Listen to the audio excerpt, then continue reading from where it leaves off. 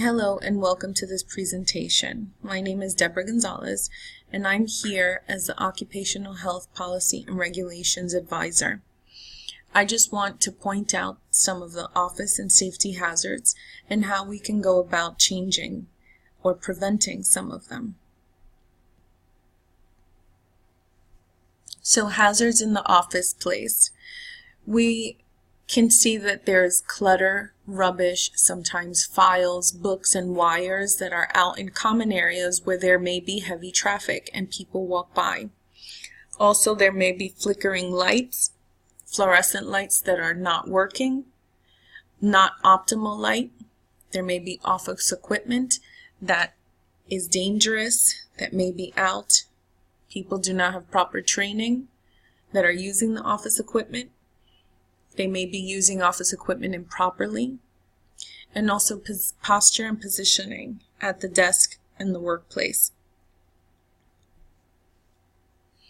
Preventing hazards. So we talked about clutter and wiring in the office space. All of that can be cleared and tucked away either underneath or next to or behind the desks.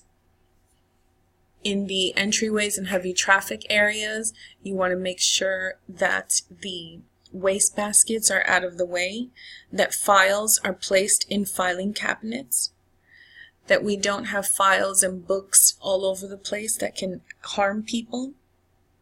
Any lighting that should be updated, if there's fluorescent lighting that may not be working or flickering, that can cause health issues. Safety issues to people, straining their eyes.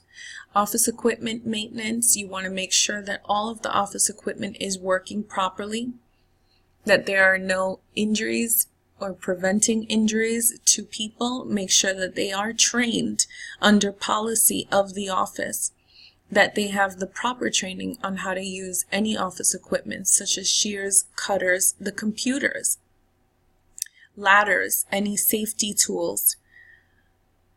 Also making sure that posture is corrected.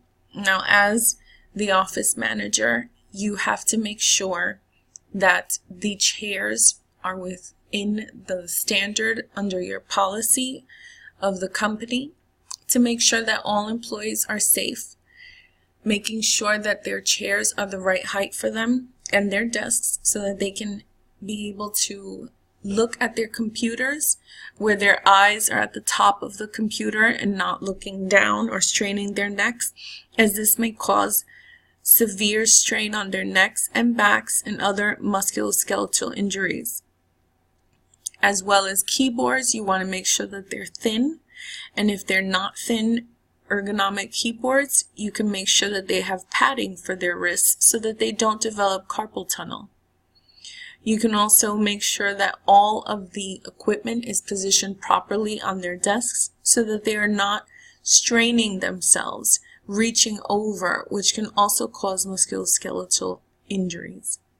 All these injuries can be prevented by following office policy. Thank you very much for your time, and here are the references.